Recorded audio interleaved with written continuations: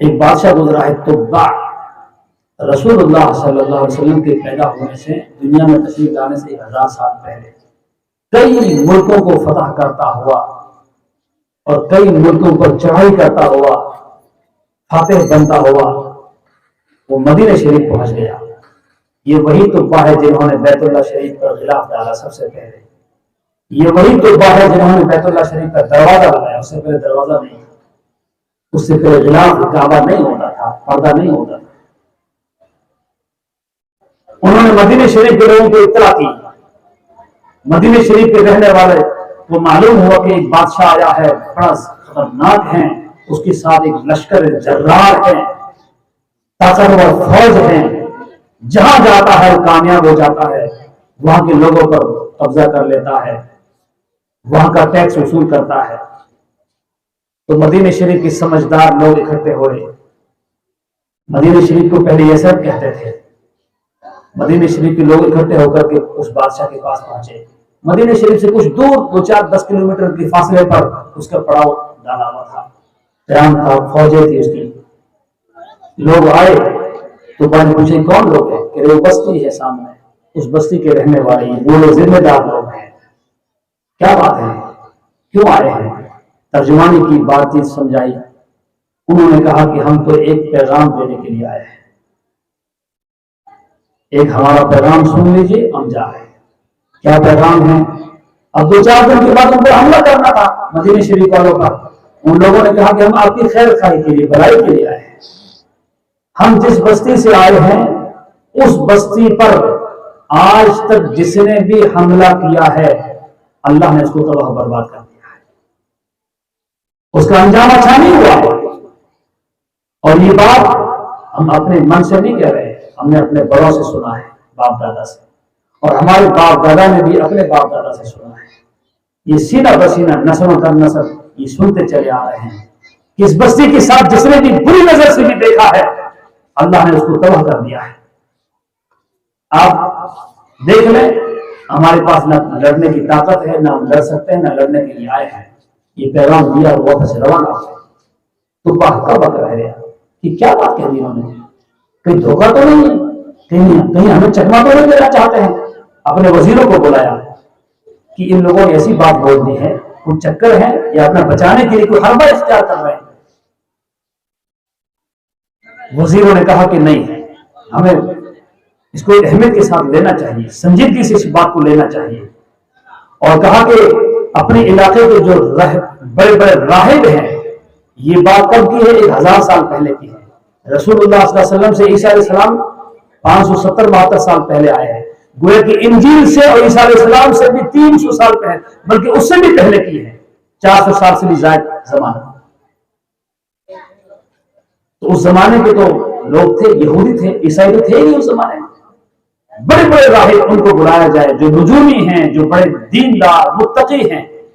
گھوڑ سوار گئے، 2-4 دن کے اندر بڑے بڑے راہبوں کو لے کر آ گئے، بادشاہ کے سامنے حاضر کیا۔ بادشاہ سلامت بتلائی کیا بات ہے؟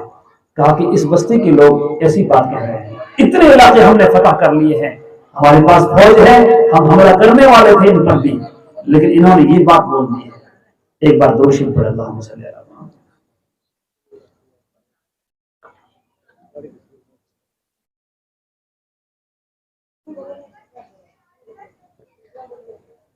رسول اللہ صلی اللہ علیہ وسلم کا نام مبارک جب بھی آئے ایک بار درود پڑھنا واجب ہے اور بار بار پڑھنا سنت ہے۔ ایک بار درود پڑھتا ہے 10 رحمتیں 10 برکتیں نازل ہوتی ہے، 10 درجات بلند ہوتے ہیں، 10 گناہ معاف ہوتے ہیں، خطائیں معاف ہوتی ہیں۔ اتنی بڑی برکت ہے، اور درود شریف ہر حال میں اللہ قبول فرماتے ہیں، اللہ نے وعدہ فرمایا قبول کرنے کا۔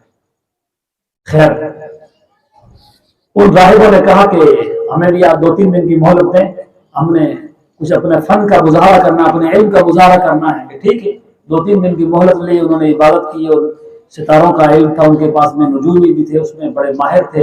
2-3 دن کے بعد بادشاہ کے پاس پہنچ گئے خیمے میں، اور کہا کہ ہم اپنا فیصلہ سنانا چاہتے ہیں، سنائیے۔ انہوں نے سب نے کہا کہ ہم سب کا اتفاق ہو چکا ہے، اور ہمارے علم کے اندر یہ بات آئی ہے کہ یہ بستی یہ بہت اہم بستی ہے، بہت اہم بستی ہے۔ کس طرح اہم ہے؟ وہ آخری پیغمبر جس کا تذکرہ صحیفوں کے اندر ہے، تورات کے اندر ہے، زبور کے اندر ہے، بڑے بڑے پیغمبروں نے آپ کی دیدار کی تمنا کی ہے، وہی آخری پیغمبر جو تمام نبیوں کے سردار ہوں گے، سید الانبیاء ہوں گے صلی اللہ علیہ وسلم، وہ آخری پیغمبر اسی بستی میں آئیں گے، ان کا روزہ مبارک اسی بستی میں ہونا ہے، وہ پیدا کہیں ہوں گے لیکن مدفن یہاں پر ہوگا، روزہ اقدس آپ کا یہاں ہوگا۔ بادشاہ چہرہ بدل گیا، خوش ہو گیا کہ اس بستی میں آئیں گے، تب تو اس بستی میں رہنے والے بڑے خوش نصیب ہیں، یہاں پیدا ہونے والے خوش نصیب، یہاں جس کو موت نصیب ہو جائے وہ خوش نصیب، یہاں کی آب و ہوا، یہاں کی مٹی وہ ساری بہتر سے بہتر ہے۔ کب تشریف لائیں گے؟ اس نبی کا دیدار تو ہمیں بھی کرنا ہے، یہ تو ہمارے لیے سعادت کی بات ہے۔ ان راہبوں نے کہا کہ وہ تاریخ ہمیں معلوم نہیں، زمانہ قریب ہے، وہ قریب کتنا ہے؟ وہ 10 سال ہو سکتے ہیں، وہ تقریباً 100 سال ہو سکتے ہیں، 200 سال بھی زیادہ بھی ہو سکتا ہے، لیکن اتنا قریب ہے، وہ قریب کتنا ہے یہ ہمیں معلوم نہیں، یہ ہمارے علم سے باہر کی بات ہے، لیکن بہت قریب زمانہ ہے۔ توبہ نے تمام بستی والوں کو بلایا، مدینہ شریف میں رہنے والوں کو، سارے لوگ اکٹھے ہو کر آئے، سب کی دعوت کی، اپنے خزانے کھول دیے، ہدیے دیے، تحفے دیے، اس بستی کے رہنے والے۔ اس لیے بات یاد رکھنا، جب آپ حج کرنے جائیں، عمرہ کرنے جائیں، وہاں پر خرچ کرنا، کنجوسی نہیں کرنا، وہاں پر خرچ کرنا، وہاں کے دکانداروں پر، وہاں کے رہنے والوں پر، جب دکانوں میں سامان لیں گے تو ان کو فائدہ پہنچے گا۔ مدینہ شریف اور مکہ المکرمہ پر خرچ کرنا، وہاں کے رہنے والوں پر خرچ کرنا، یہ بھی سعادت ہے، یہ بھی نیکی ہے۔ توبہ نے اپنے خزانے کھول دیے، خوب نوازا، خوب دعوتیں ان کی، اور اس کے بعد زمین خریدی اور لوگوں سے کہا، لوگوں سنو، یہ زمین میں نے وہ پیغمبر جو تشریف لانے والے ہیں محمد رسول اللہ صلی اللہ علیہ وسلم 1000 سال پہلے، ابھی آپ دنیا میں تشریف لائے نہیں، 1000 سال پہلے سیرت حالویہ میں لکھا ہے کہ زمین خرید کر کے وہ وقف کر دی کہ یہ زمین میری طرف سے محمد رسول اللہ صلی اللہ علیہ وسلم کے لیے ہے، اور کاریگروں کو بلایا، تعمیر کرنے والوں کو، مکان بنانے والوں کو، محل بنانے والوں کو بلایا، بہترین شاندار ایک مکان، ایک محل تیار کیا، یہ مکان میری طرف سے گفٹ ہے، ہدیہ ہے اس آخری پیغمبر صلی اللہ علیہ وسلم کے لیے۔ اور پھر چھوٹے چھوٹے کئی مکان اور بنائے، ان راہبوں سے کہا تم لوگ یہاں رہو، جب وہ پیغمبر تشریف لائیں گے ان کی خدمت کرنا، ان کے ساتھ کھڑے ہونا، اور یہ مکان خالی کر دینا، میں چابی آپ کو دیتا ہوں۔ ایک خط لکھوایا، چمڑے کے اوپر ایک لکھایا کہ میں توبہ، میں حمیہ کا رہنے والا، میں آپ پر ابھی سے ایمان لاتا ہوں، جو آپ کا کلمہ ہے میں کلمہ مانتا ہوں، پڑھتا ہوں، میں اسلام ایمان لاتا ہوں، اسلام قبول کرتا ہوں، اگر میں زندہ رہوں گا آپ سے ملاقات کروں گا، ورنہ میں میرے لیے آپ سفارش کریں گے۔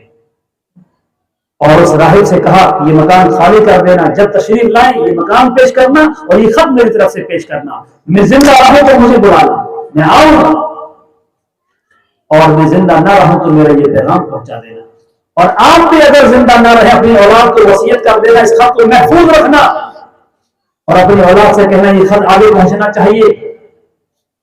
ایک نسل گزری، 2 نسل گزری، 3 نسل، 4 نسل، وہ مکان پرانا ہو گیا، وہ ختم ہو گیا، وہ دوسرے مکان بنے، وہ ختم ہوئے، 1000 سال گزر گئے۔ اب میں ایک بات بیچ میں عرض کرتا ہوں، آج کل یہودی اسلام کو، مسلمانوں کو سب سے زیادہ جو نقصان پہنچا ہے، پہلے بھی اور آج بھی، وہ یہودیوں سے، اتنا نقصان عیسائیوں سے نہیں پہنچا ہے۔ یہودیوں نے طے کیا ہے کہ جس چیز کو محمد رسول اللہ صلی اللہ علیہ وسلم نے سنت قرار دیا ہے، ہمیں اس کے خلاف فیشن بنا کر، تہذیب بنا کر پیش کرنا ہے۔ آپ جانتے ہیں یہودیوں نے طے کیا ہے کہ رسول اللہ صلی اللہ علیہ وسلم نے یہ ارشاد فرمایا بیٹھ کر کھانا کھانا سنت ہے، ہمیں پوری دنیا کے اندر نظام بنانا ہے، شادی بیاہ اور تقریبات کے اندر کھڑے ہو کر کھانا۔ لوگ اس کو اچھا سمجھتے ہیں، ہمارے جوان ماں باپ سے ضد کر لیتے ہیں کہ میری شادی کے اندر کھڑے ہونے کا نظام بنائیں۔ نبی علیہ السلام کی ایک ایک سنت سے لوگوں نے بغض کیا ہے۔ اور میں بات بیچ میں عرض کر دوں، یہ ہمارے جوان ساتھی سن رہے ہیں، ہم نے کلمہ پڑھا ہے لا الہ الا اللہ محمد رسول اللہ صلی اللہ علیہ وسلم، تو میں اس کلمہ کا میں واسطہ دے کر عرض کرتا ہوں، جس پیغمبر کا، اس نبی کا کلمہ پڑھا ہے اس پیغمبر صلی اللہ علیہ وسلم نے فرمایا ہے کہ میری امت کے اندر ایک زمانہ آئے گا کہ اپنے لڑکے بعد ایسے رکھیں گے جیسے یہودیوں کی اولاد رکھتی ہے اس زمانے کے اندر بھی، اور پھر فرمایا ایسے بال رکھیں گے کہ جیسے اونٹوں کے اور بھیڑوں کے بال کاٹ دیے جاتے ہیں دائیں بائیں سے، کہیں کہیں تھوڑا چھوڑ دیتے ہیں، یہ یہودیوں کی کٹنگ ہے، یہ ہمارے نہیں ہے۔ میرے جوان، میرے بچے، میرے عزیز سن رہے ہیں، برا مت ماننا، آج سے نیت کریں کہ انشاءاللہ ہم رسول اللہ صلی اللہ علیہ وسلم کی سنتوں کو اپنائیں گے، ہم ان کاموں کو نہیں کریں گے کہ جن کاموں سے ہمارے نبی ناخوش ہوتے ہوں، ناراض ہوتے ہوں صلی اللہ علیہ وسلم، کریں گے انشاءاللہ۔ کھانا کھائیں گے بیٹھ کر کھائیں گے، سر ڈھک کر کھائیں گے، دسترخوان بچھا کر کھائیں گے۔ رسول اللہ صلی اللہ علیہ وسلم نے فرمایا ہے کہ جب کھانا کھائے تو کھانے کے اندر چند لقمے ہوتے ہیں، ایک آدھ دانہ یا چند دانے ہوتے ہیں جو برکتی ہوتے ہیں، رحمت والے ہوتے ہیں، شیطان وہی گرا لیتا ہے۔ دسترخوان بچھا ہوا ہے ہی نہیں، دانے ہاتھ سے کھانا، ہاتھ دھو کر کھانا ہے۔ ایک ایک سنت ہے پیغمبر کی، ایک سنت کے اندر حکمت ہے، راز ہے۔ اور برتن کو چاٹنا، انگلی کو چاٹنا، یہ سنت ہے۔ ہمارے پیغمبر کی ہر سنت کے اندر اللہ رب العالمین نے راز رکھے، حکمت رکھی۔ خیر، میں بات یہ عرض کر رہا تھا کہ 1000 سال گزر گئے اور رسول اللہ صلی اللہ علیہ وسلم مکہ المکرمہ میں ہیں، حج کرنے کے لیے پوری دنیا سے لوگ آتے ہیں، مدینہ شریف سے بھی لوگ آتے تھے اس زمانے میں۔ آپ خیموں میں جا رہے ہیں دین کی تبلیغ کرنے کے لیے، کچھ خیموں میں گئے، مدینہ شریف والے کہاں ہیں کہ ان کے خیمے ادھر لگے ہوئے ہیں۔ رسول اللہ صلی اللہ علیہ وسلم تشریف لے گئے تو ان میں سے ایک نے کہا کہ آپ محمد صلی اللہ علیہ وسلم ہیں، آپ عبداللہ کے بیٹے ہیں، آپ نے نبوت کا اعلان کیا ہے، خط دیا۔ مدینہ شریف کے لوگوں نے اسلام قبول کیا اور آپ نے خط پڑھوایا۔ آپ نے فرمایا کہ بالکل بے شک یہ طبہ بادشاہ گزرا ہے، انہوں نے اسلام قبول کیا ہے، کل قیامت کے دن حشر کے میدان میں میری امت میں شامل ہوں گے۔ جب اللہ کے حکم سے آپ نے مدینہ شریف کی ہجرت کی ہے، جب ہجرت فرمائی آپ نے 53 سال کی عمر میں، تو مدینہ شریف کے لوگوں نے جو خوشی کا ماحول تھا، ایسی خوشی، کیا جوان اور کیا بوڑھے، کیا مرد اور کیا عورتیں، ہر ایک نے آپ کے لیے خوشی کا اظہار کیا ہے۔ اور آپ کی اونٹنی اور آپ کے ساتھ چند صحابہ، ہر ایک ضد کر رہا کہ میرے گھر تشریف لائیں، قیام میرے یہاں رہے گا، وہ کہہ رہا میرے یہاں رہے گا، وہ کہہ رہا میرے یہاں آپ کا قیام ہوگا، آپ یہاں اتریں گے۔ رسول اللہ صلی اللہ علیہ وسلم نے فرمایا لوگوں رک جاؤ، اونٹنے کی نکیل اور مہار کو اونٹ پر چھوڑ دو، میری اونٹنی جہاں بیٹھے گی جس گھر کے سامنے میں وہیں قیام کروں گا۔ اب اونٹنی کو تو وہیں بیٹھنا تھا جو آپ کے لیے مکان کبھی بنا تھا 1000 سال پہلے، وہ کئی بار مکان بدلے اور خاندان آباد ہو گئے۔ جو میں بات عرض کرنا چاہ رہا تھا وہ بات بھی سن لیجیے، بیچ میں بات رہ گئی۔ یہودی یہ کہتے ہیں آج بھی کہ ہمیں خیبر چھوڑایا ہے، یہ مدینہ شریف کا علاقہ ہمارا ہے، اور فرات اور دجلہ سے لے کر کے ہماری سرحد خیبر تک ہے، جب تک ہم فتح نہیں کر لیں گے کامیاب نہیں ہو سکتے ہیں۔ ہم نہیں بیٹھے گے خاموشی کے ساتھ میں۔ اسرائیل پر قبضہ ہے، فلسطین پر مسلمانوں کے ساتھ ظلم زیادتی ہے، اللہ رب العالمین ان کے اوپر خیر کا معاملہ فرمائے۔ جو پہلا قبلہ شریف ہے وہاں پر جو داستانیں ہیں آپ مطالعہ کریں، علماء سے سنیں، بزرگوں سے، بات کو مختصر کرنا ہے۔ سب سے پہلے جو یہودی آئے ہیں وہ رسول اللہ صلی اللہ علیہ وسلم کی محبت میں آئے ہیں، وہ طبہ کے ساتھ آئے ہیں، طبہ ہی نے ان کو آباد کیا تھا اور آپ کی محبت کے اندر مکان بنایا تھا۔ پھر وہ آباد ہوتے چلے گئے، پڑھے لکھے لوگ تھے، تعلیم یافتہ لوگ تھے۔ جب رسول اللہ صلی اللہ علیہ وسلم کی اونٹنی مدینہ شریف میں داخل ہوئی، کبھی اس گھر کے سامنے، کبھی اس گلی میں، کبھی اس گلی میں، ہوتے ہوتے ابو ایوب انصاری رضی اللہ عنہ کے گھر کے سامنے جا کر بیٹھ گئے۔ یہ وہ گھر منتقل ہوتے ہوتے ابو ایوب انصاری رضی اللہ عنہ کے گھر کے سامنے، یہ ان کے حصے میں مکان آیا، وہاں جا کر بیٹھی اور پھر خدمت ان کے حصے میں آئی۔ عرض کرنے کا منشا یہ ہے کہ رسول اللہ صلی اللہ علیہ وسلم کی سیرت اتنی طویل ہے، اتنے اس کے گوشے ہیں، اتنے اس کے پہلو ہیں کہ ہم اس کا احاطہ نہیں کر سکتے ہیں۔ میں تو مسافر ہوں، حضرت مولانا عبدالواحد صاحب نے مجھے دعوت دی، میں اپنی سعادت سمجھ کر حاضر ہو گیا۔ हालांकि इतनी हिम्मत नहीं थी उसके बावजूद, लेकिन रसूलुल्लाह सल्लल्लाहु अलैहि वसल्लम के नाम पर ये जलसा रखा गया, ये आपकी महफिल है, ये मेरे लिए बड़ी सआदत की बात है। चंद बातें आपके सामने मैंने अर्ज कर दी हैं। बस दुआ ये करें यहाँ, बल्कि आज़म और इस नीयत के साथ यहाँ से उठे जाएं कि इंशाअल्लाह हम रसूलुल्लाह सल्लल्लाहु अलैहि वसल्लम की सीरत को जिंदा करेंगे और आपकी सुन्नतों पर अमल करेंगे, आपकी सुन्नतों से मोहब्बत करेंगे, अपने औलाद को पढ़ाएंगे, अमन का पैगाम आम करेंगे। हमारे पड़ोसियों के क्या हुकूक है हमें मालूम ही नहीं, हमारे माँ बाप के क्या हुक्म हमें मालूम ही नहीं, हमारे छोटों के क्या हुक्म हमें मालूम ही नहीं, हमारी बीवी के, हमारे जो घर में खवातीन उनका क्या हुक्म हमें मालूम ही नहीं। रसूलुल्लाह सल्लल्लाहु अलैहि वसल्लम ने एक मौके पर इरशाद फरमाया, तुमसे सबसे बेहतर आदमी वो है जो अपने घर वालों के लिए बेहतर है। मैं ये कहा करता हूं कि हम दुकानों पर जाते हैं, शोरूम पर जाते हैं, वहां हमारे ही बच्चे जवान सुबह उठ करके नहा धोकर बेहतरीन कपड़े पहनकर टाई वाई लगाकर के उस दुकान शोरूम के अंदर मुलाजमत करते हैं, कपड़ा दिखाते हैं, जो भी सामान होता है बेचने वाला ग्राहक आते हैं, उनके सामने सामान को रखते हैं, उनके साथ इतने अखलाक से पेश आते हैं। एक चीज को दिखाया फिर दूसरी को, फिर तीसरी को। कपड़े की दुकान अगर तो कई कपड़े थाम खोल देते हैं, पेशानी पर बल नहीं आता है, कोई बात नहीं साहब, कोई बात नहीं, पानी पिएंगे, आपके लिए चाय में लेकर आओ। इतने अखलाक से पेश आते हैं, ऐसा लगता है किसी अल्लाह वाले की सोहबत में रह चुके हैं, क्योंकि वहां पैसों का मामला है। और वही हमारे जवान, वही हम में से लोग जो दिन भर अपने ग्राहक के साथ में अच्छे अखलाक से पेश आते हैं, अपने घर आते हैं तो भूत बन जाते हैं, वो अपने बीवी के साथ लड़ते हैं, प्लेट को यूं मुंह पर मारते हैं, माँ बाप के साथ बदतमीजी के साथ बात करते हैं, अपने बीवी बच्चों के साथ सलीके से बात नहीं करते हैं। जिनकी भी पैसे कमाते हैं, जिनके लिए सुबह शाम तक झूठ बोलते हैं, न जाने किस तरफ माल दौलत इकट्ठा करते हैं, उनके सामने तो उनके साथ बदतमीजी के साथ पेश आते हैं, लड़ते हैं। माँ बाप नाराज है, बीवी नाराज है, घर का माहौल बिगड़ता जा रहा है, औलाद कहने में नहीं है। और वही आदमी अपने दुकान में जाता है, जिनसे दो पैसों गए उनको मुनाफा होता है, उनके साथ बड़ी तहजीब से बात करता है, जी शुक्रिया आपका, जी हजरत, जी फला, जी फला। वही इंसान दुकान पर रहकर के इंसान बनता है और घर में आकर के वो भूत बन जाता है, वो उसके आदत बिगड़ जाते हैं, उसके अखलाक दूसरे होते हैं। ये कौन सा इस्लाम है? इस्लाम तो सिखाता है खलवत में भी हो, जन्नत में भी हो। पैगंबर ने इरशाद फरमाया है, सबसे बेहतर वो आदमी है जो अपने बीवी के साथ में, अपने बच्चों के साथ अच्छा है। अगर बीवी बच्चे कहते हैं कि हमारे घर का आदमी बेहतरीन है, लाजवाब है, उनके अखलाक, उनके किरदार, उनका खलवत का मकाम, उनका जन्नत का मकाम हर एतबार से वो फिट है। महल्ले के लोगों से पूछो, महल्ले वाले परेशान, पड़ोसी परेशान, दुकानदार जहां गए वो खुश हैं, दूर वाले लोग खुश हैं, महल्ले पड़ोस के लोग उससे नाखुश हैं। ये हमारे अखलाक है, हमें अपने आप को संभालने की जरूरत है।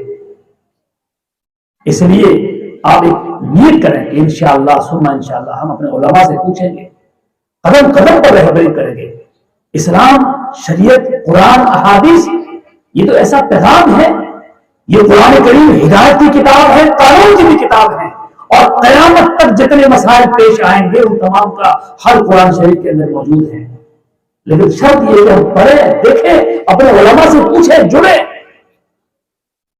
सोहबत सालेह तुरा सालेह कुनत, सोहबत बदी तुरा बदी कुनत। आज दीन की मजलिस कायम हुई है, यहाँ पर बैठना, ये घड़ियां, ये वक्त, ये हमारे लिए सादत है। कल क़यामत के दिन हशर के मैदान में ये जमीन भी गवाही देगी, ये माइक गवाही देगा, ये दो दीवार गवाही देगी, ये हमारे कपड़े गवाही देंगे। जिस मिट्टी पर आप चल कर आए हैं, जिस सड़क पर जहां जहां कदम पड़ा है, इस नीयत के साथ चल कर आए हैं कि हम नमाज पढ़ने जा रहे हैं, अल्लाह के रसूल की बात सुनने के लिए जा रहे हैं। जहां जहां कदम पड़े हैं वो जर्रात, वो कंकरियां, वो तमाम गवाही देंगे। ये रिकॉर्ड यहां हो रहा है, दोनों फरिश्ते रिकॉर्ड कर रहे हैं। और मौत का कोई भरोसा नहीं कब आ जाए, जाना सभी को है, तय है। मौत एक ऐसी चीज है जिसको हर धर्म का आदमी मानता है, आनी है, वो तो हर एक को आनी है, जो आया उसको जाना है। लेकिन क्या लेकर जाएगा? जो असल जिंदगी है। अब हमारे इलाके में एक साहब को कैंसर हो गया, आप दुआ करना अल्लाह उनको शिफा अता फरमाए। जवान लड़का है, डॉक्टर ने कहा कि साहब ان کو آخری ہے بالکل، آپ خدمت کریں ہی کریں، واپس کر دیا۔ احمد آباد بھی لے گئے۔ میں نے اپنے بزرگوں کو دیکھا ہے، جب کوئی ایسی حالت پیش آتی ہے تو لوگ تو چھپاتے ہیں کہ صاحب ان کو بتاؤ مت، ان کے باپ کو بتاؤ مت، اس کی بیوی کو نہ بتاؤ، روئیں گے تڑپیں گے۔ لیکن میں نے اولیاء اللہ کو دیکھا ہے، اللہ والوں کو دیکھا ہے کہ ایسے موقع پر سب لوگ اکٹھے ہوں، 4 آدمی 10 آدمی، اور سمجھائیں کہ موت پر حق ہے، موت آج بھی آنی ہے، 10 سال بعد بھی آنی ہے، آخر مرنا ہے، یہاں سے جانا ہے، گھر بار چھوڑ کر سب جانا ہے۔ اگر کینسر ہے، کوئی بیماری ہے، 10 دن بعد، 6 مہینے بعد، جب بھی موت تو آنی ہے۔ آپ کو ڈاکٹر نے یہ ڈکلیئر کر دیا ہے، باقی اللہ کے حکم سے جو اللہ چاہے گا وہی، اللہ کے حکم کے بغیر کچھ ہو ہی نہیں سکتا۔ آپ یقین رکھیں، بھروسہ رکھیں، آپ کے ساتھ یہ معاملہ ہے، آپ کو یہ بیماری ہے، اور مکمل تفصیل کے ساتھ سمجھا دے، کیوں؟ تاکہ وہ اللہ سے توبہ بھی کر لے، اپنی آخرت جو سفر ہے لمبا، وہ سفر کی تیاری کر لے، ملنے جلنے والوں سے ملے، سب سے معافی بھی مانگ لے، اپنے حقوق ماں باپ کے ہیں وہ پورا کر دے، لین دین کے معاملات وہ پورا کر دے، روزانہ نماز درست کرے، قرآن شریف پڑھے، اخلاق سے پیش آئے، جتنی اللہ نے زندگی دی ہے توبہ کرے۔ توبہ ایک ایسی، توبہ کس سے کہتے ہیں؟ اپنے گناہوں پر پچھتاوا کہ اللہ مجھ سے گناہ ہو گیا ہے، میں بہت گنہگار ہوں، بے شک مجھ سے بہت گناہ ہو گئے ہیں، میں اپنے گناہوں کا اقرار کرتا ہوں، اعتراف کرتا ہوں، اللہ تو معاف کر دے، تیرے لیے کیا مشکل ہے، اور آئندہ جب بچ نہیں سکتا ہوں، آئندہ بھی بچانے والا تو ہی ہے۔ اے میرے مولا مجھے آئندہ برے کاموں سے بچانا، مجھے صحیح راستے پر چلانا۔ ہم لوگ نماز میں یہی تو پڑھتے ہیں، اہدنا الصراط المستقیم، اہدنا الصراط المستقیم، ہر روز پڑھتے ہیں کہ اللہ ہمیں سیدھا راستہ دے۔ تو اللہ سے صحیح معافی مانگ لے، آئندہ نہ کرنے کا آج اس کا نام توبہ ہے۔ 2 منٹ میں بھی انسان کر سکتا ہے، اور توبہ کرنے کے بعد یہ حدیث شریف ہے، پیغمبر نے فرمایا ہے صلی اللہ علیہ وسلم، انسان ایسا ہو جاتا ہے جیسے کہ اپنی ماں کے پیٹ سے پیدا ہوا ہے، الطائب کمن لا ذنب لہ، جیسے اس نے گناہ کیا ہی نہیں ہے۔ یہ اس امت کے ساتھ ہے، ہمارے لیے ابھی توبہ کا دروازہ بند نہیں ہوا۔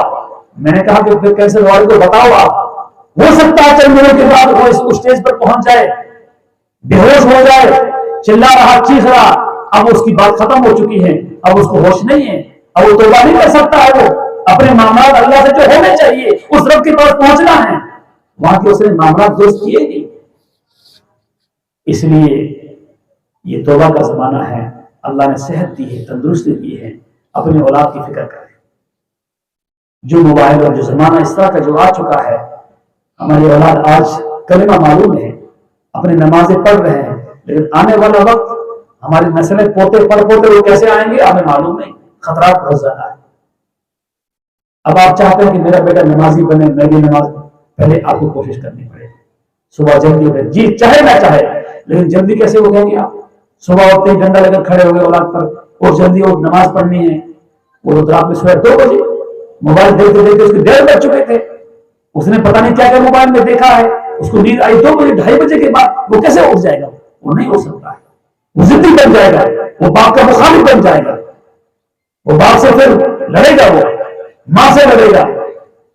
یہ نہیں، اگر آپ کو آغاز کرنا ہے کہ میرے گھر کا سدھار ہو، آپ آغاز کیجئے عشاء کے ٹائم سے، سب سے پہلے طے کیجئے کہ اپنے بچوں کو بتلائیں عشاء کی نماز پڑھنے کے بعد میں جلدی سو جائے، 9 بجے 10 بجے 10:30 بالکل سو جائے، جتنا جلدی ہو جائے۔ عشاء کے بعد کہانی قصے نہیں، دین کی مجلس ہو تو گنجائش ہے، میں کہہ رہا ہوں گنجائش ہے جلدی سونے کی۔ جب جلدی سوئیں گے تو خود بخود نیند پوری ہو جائے گی، بیٹری مکمل چارج ہو جائے گی، اور آپ صبح آنکھ جلدی کھل جائے گی۔ جب صبح آنکھ جلدی کھلے گی، آپ نماز پڑھیں گے، آپ کے بچے بھی اٹھانے سے اٹھ جائیں گے، نیند پوری ہو چکی ہے، آرام سے اٹھے گا، وہ لڑے گا نہیں۔ اور جب بسم اللہ صلی ہوئی، فجر کی نماز پڑھ لی ہے، اب پھر اگلا دن پورا ٹھیک رہے گا۔ آپ چند دن ایسا کر کے دیکھیں کہ آپ خود بھی سوئیں اور رات میں بچوں کو جلدی سلائیں، جلدی سوئیں گے انشاءاللہ صبح جلدی اٹھنے کی ہمت بنے گی۔ میرے جوان جو دوست ہے، ساتھی ہیں، میرے سر چھوٹے ہیں، کریں گے انشاءاللہ، جلدی سوئیں گے، اپنی زندگی کو بدلیں۔ یہ نہیں کہہ رہا ہوں کہ صاحب بالکل ہی آپ سب کچھ چھوڑ دیجئے ماں باپ کو، نہیں، لا رہبانیت فی الاسلام، اسلام میں رہبانیت نہیں ہے کہ تسبیح لے لی ہے، مصلی پر بیٹھ گیا ہے، کھڑا ہی نہیں ہو رہا ہے، یا بالکل جماعت میں چلا گیا ہے کہ چلے پر چلایا، وہ ماں باپ کی بیوی بچوں کی دیکھتا ہی نہیں، نہیں بالکل نہیں۔ نماز بھی پڑھنی ہے، اپنے بچوں کو بھی دیکھنا ہے، اپنے اولاد کو بھی دیکھنا ہے، دنیا میں تعلیم بھی دلانی ہے، اسکول بھی بھیجنا ہے، کاروبار بھی سنبھالنا ہے، حق حلال کی روزی کمانی بھی ہے، بھاگ دوڑ بھی کرنی ہے، یہ سارے کام کرنے ہیں، اور اس کے ساتھ ساتھ میں نماز وغیرہ سب کرنا ہے، انشاءاللہ کریں گے۔ اللہ تعالیٰ ہم سب کو عمل کرنا، ہم سب کے لیے عمل کرنا آسان فرمائے اور توفیق عطا فرمائے۔ اسی پر میں اپنی بات ختم کرتا ہوں۔ وآخر دعوانا